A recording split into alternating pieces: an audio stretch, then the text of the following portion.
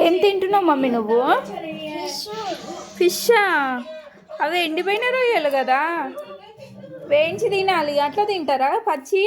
Taste బాగున్నాయా? బాగున్నాయా? చాలు మరి, అప్పటి నుంచి తిన్నావు కదా, చాలు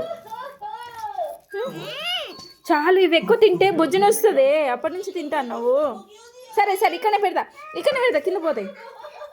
చూసిరా పచ్చి ఇవేంటి రొయ్యలు, ఎండిపోయిన రొయ్యలు ఉంటాయి కదా, వాటిని ఒకసారి టేస్ట్ చూపించిన, అప్పటి నుంచి పచ్చియే తింటుంది. ఇట్లా ఆయిల్లో ఫ్రై చేసి టమాటా కర్రీలో చేసి ఇస్తే అట్లా తింటుంది.